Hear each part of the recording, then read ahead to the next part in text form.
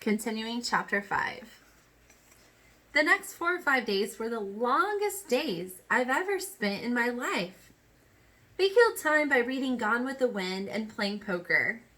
Johnny sure did like that book, although he didn't know anything about the Civil War, and even less about plantations, and I had to explain a lot of it to him. It amazed me how Johnny could get more meaning out of some of the stuff in there than I could. I was supposed to be the deep one. Johnny had failed a year in school and never made good grades. He couldn't grasp anything that was shoved at him too fast. And I guess his teachers thought he was just plain dumb. But he wasn't. He was just a little slow to get things. And he liked to explore things once he did get them. He was especially stuck on the Southern gentlemen, impressed with their manners and charm. "I bet they're cool guys," he said, his eyes glowing, after I had read the part about them riding into sure death because they were gallant. "They remind me of Dally." "Dally?" I said, startled. "Shoot, he ain't got any more manners than I do. And you saw how he treated those girls the other night? Soda's more like them Southern boys." "Yeah, in the manners bit, and the charm too, I guess," Johnny said slowly. "But one night, I saw Dally getting picked up by the fuzz, and he kept real cool and calm the whole time. They was getting him for breaking out of the windows in the school building, and it was Two-Bit who did that. And Dally knew it, but he just took the sentence without batting an eye or even denying it. That's gallant." That was the first time I realized the extent of Johnny's hero worship for Dally Winston. Of all of us, Dally was the one I liked least. He didn't have Soda's understanding or dash or Two-Bit's humor or even Derry's Superman qualities. But I realized that these three appealed to me because they were like the heroes in the novels I read. Dally was real. I liked my books in clouds and sunsets. Dally was so real, he scared me. Johnny and I never went to the front of the church. You could see the front from the road, and sometimes farm kids rode their horses by on their way to the store. So we stayed in the very back, usually sitting on the steps and looking across the valley. We could see for miles, see the ribbon of highway and the small dots that were houses and cars. We couldn't watch the sunset since the back faced east. But I loved to look at the colors of the fields and the soft shadings on the horizon. One morning, I woke up earlier than usual. Johnny and I had slept huddled together for warmth. Dally had been right when he said it would get cold where we were going. Being careful not to wake Johnny up, I went to sit on the steps and smoke a cigarette. The dawn was coming then. All the lower valley was covered with mist, and sometimes little pieces of it broke off and floated away in small clouds. The sky was lighter in the east, and the horizon was a thin golden line. The clouds changed from gray to pink, and the mist was touched with gold. There was a silent moment when everything held its breath, and then the sun rose. It was beautiful. Golly, Johnny's voice beside me made me jump. That sure was pretty. "Yeah," I sighed, wishing I had some patio to do a picture with while the sight was still fresh in my mind. "The mist was what was pretty," Johnny said. "All gold and silver?" I said, trying to blow a smoke ring. Too bad it couldn't stay like that all the time. Nothing gold can stay. I was remembering a poem I had read once. What? Nature's first green is gold, her hardest hue to hold. Her early leaf's a flower, but only so for an hour. Then leaf subsides to leaf, so dawn goes down to day. Nothing gold can stay. Johnny was staring at me. Where'd you learn that? That's what I meant. Robert Frost wrote it. He meant more to it than I'm getting, though. I was trying to find the meaning the poet had in mind, but it eluded me. I always remembered it because I never quite got what he meant by it. You know, Johnny said slowly, I never noticed colors in clouds and stuff until you kept reminding me about them. It seems like they were never there before. He thought for a minute. Your family sure is funny. And what happens to be so funny about it? I asked stiffly. Johnny looked at me quickly. I didn't mean nothing. I meant, well, Soda kind of looks like your mother did, but he acts just exactly like your father. And Derry is the spittin' image of your father, but he ain't wild and laughing all the time like he was. He acts like your mother, and you don't act like either one. I know, I said. Well, I said, thinking this over, you ain't like any of the gang. I mean, I couldn't tell Two-Bit or Steve or even Derry about the sunrise and clouds and stuff. I couldn't even remember that poem around them. I mean, they just don't dig. Just you and Soda Pop, and maybe Cherry Valance. Johnny shrugged. Yeah, he said with a sigh. I guess we're different. Shoot, I said, blowing a perfect smoke ring. Maybe they are. By the 5th day, I was so tired of bologna, I nearly got sick every time I looked at it. We had eaten all of our candy bars in the first 2 days. I was dying for a Pepsi. I'm what you might call a Pepsi addict. I drink them like a fiend, and going for 5 days without one was about to kill me. Johnny promised to get some if we ran out of supplies, and had to get more. But that didn't help me right then. I was smoking a lot more than I usually did. I guess because it was something to do.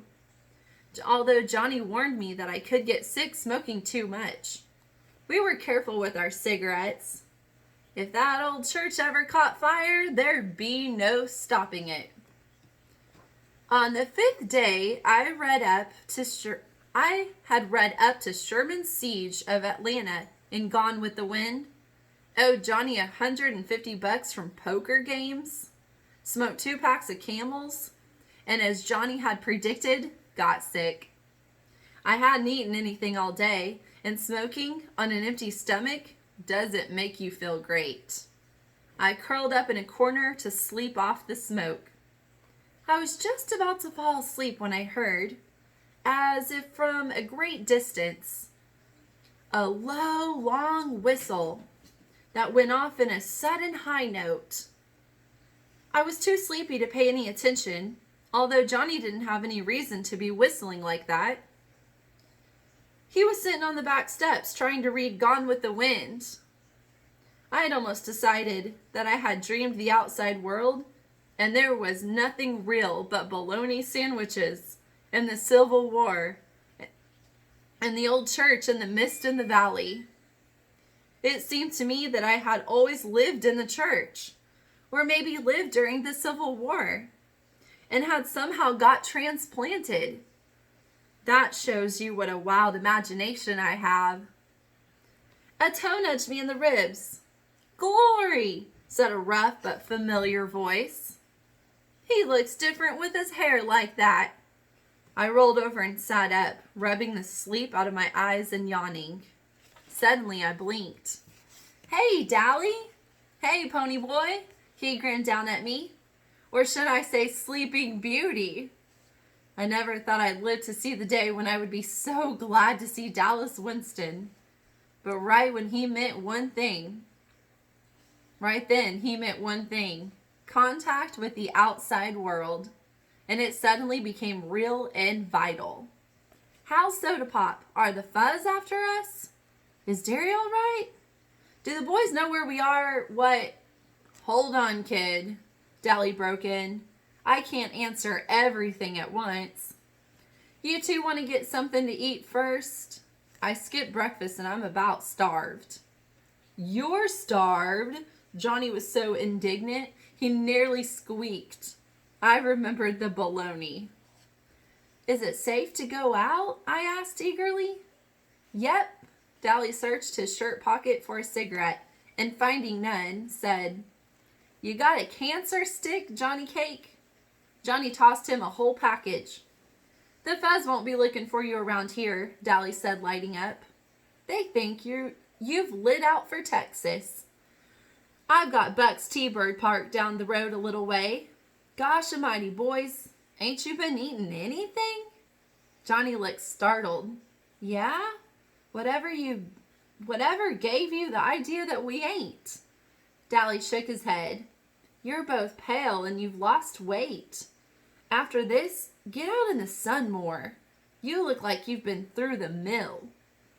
I started to say, look who's talking, but decided it would be safer not to. Dally needed a shave. A stubble of colorless beard covered his jaw, and he looked like he was the one who'd been sleeping in his clothes for a week, instead of us.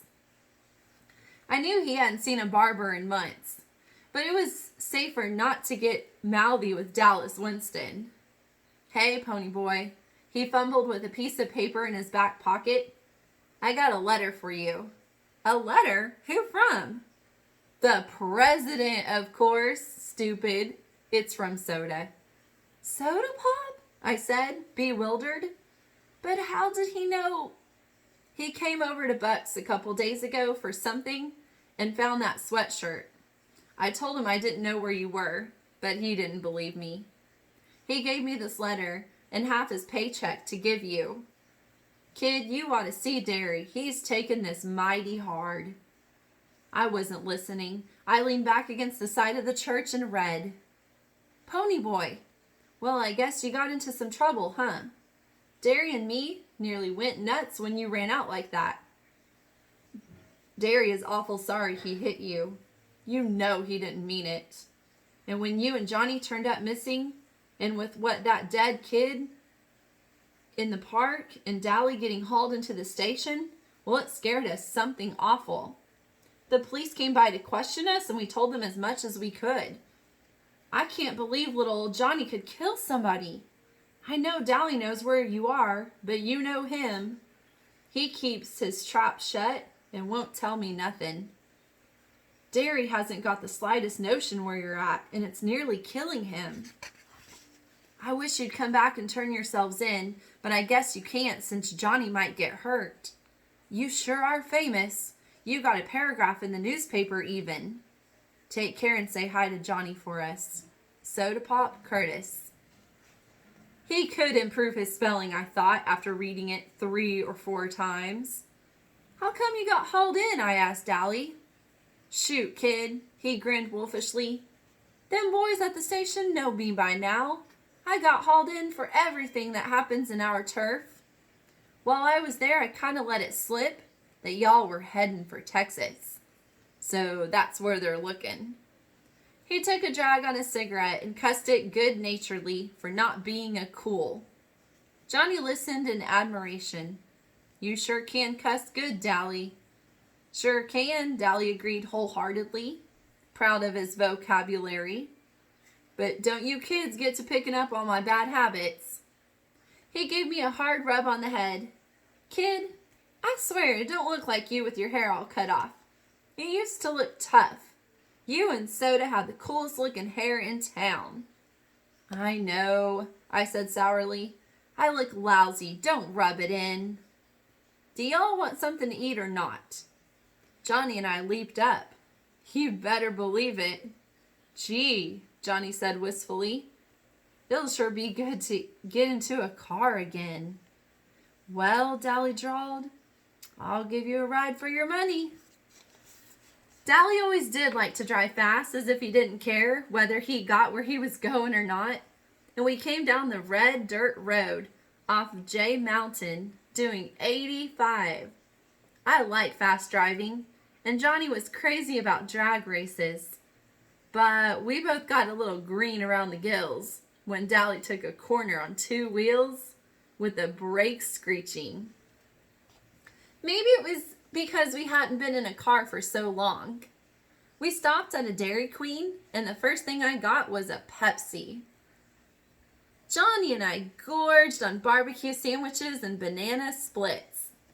"Glory," Dallas said, amazed, watching us gulp the stuff down. "You don't need to make like every mouthful's your last. I got plenty of money. Take it easy. I don't want you getting sick on me." And I thought I was hungry. Johnny merely ate faster. I didn't slow down until I got a headache. "I didn't tell you something," Dolly said, finishing his third hamburger. "The Socias and us are having an all-out warfare all over the city. That kid you killed had plenty of friends, and all over town it's Socias against Grease. We can't walk alone at all." I started carrying a heater. "Dally," I said, frightened, "you kill people with heaters." "You kill them with splitchbaits too, don't you, kid?" Dally said in a hard voice. Johnny gulped. "Don't worry," Dally went on. "It ain't loaded. I ain't aiming to get picked up for murder. But it sure does help a bluff. Tim Shepard's gang and our outfit are having it out with the Socias tomorrow night at the vacant lot. We got hold of the president of one of their social clubs and had a war council." "Yeah," Dally sighed, and I know he was remembering New York.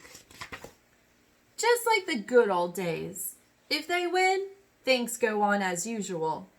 If we do, they stay out of our territory for good. Two-Bit got jumped a few days ago. Derry and me came along in time, but he wasn't having too much trouble. Two-Bit's a good fighter. Hey, I didn't tell you we got us a spy." "A spy?" Johnny looked up from his banana split. "Who?" "That good-looking broad I tried to pick up that night you killed the Soch. The redhead. Cherry, what's her name?"